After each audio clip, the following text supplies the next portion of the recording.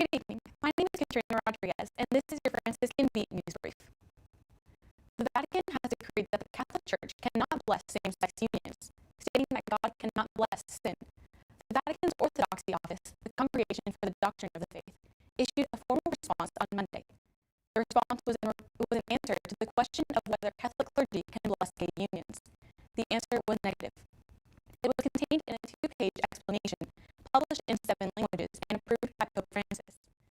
Catholic teaching holds that marriage between a man and woman is part of God's plan. It is intended for the sake of creating new life. The Vatican holds that the gay community must be treated with dignity and respect.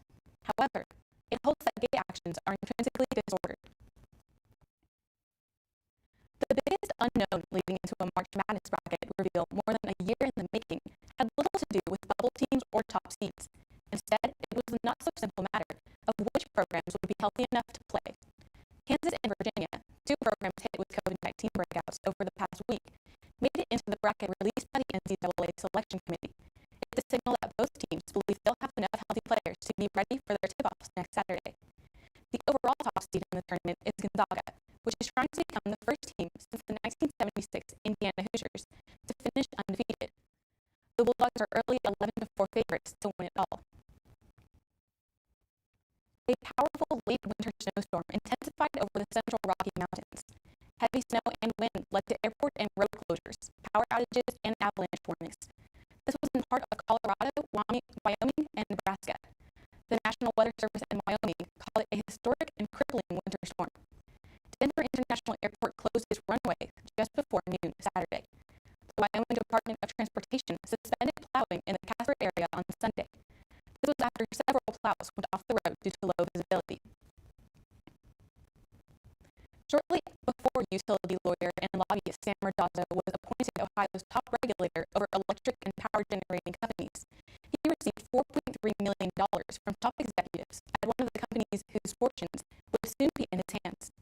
In the months that followed, utilities giant First Energy Corporation won a string of legislative and regulatory victories worth well over $1 billion over time to it and its subsidiaries, including a nuclear plant bailout that's at the center of a $60 million federal bribery probe. Investigators are now probing whether any of those deals were tainted by the payments. Police have announced the arrest of 2 suspects in the shooting deaths of a customer and a security guard in the parking lot of an Ohio sports bar over the weekend.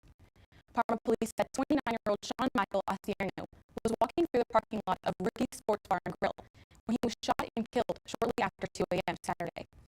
Police said 27-year-old Timoteo Cruz, an off-duty corrections officer with a concealed weapons permit who was working security for the bar, returned fire and hit the shooter, but the shooter then turned and gunned him down. Police said the shooter was hit and fell to the ground, but managed to crawl away inside a getaway vehicle. Both suspects will face aggravated murder charges. Now for the weather. It's currently 43 degrees and overcast.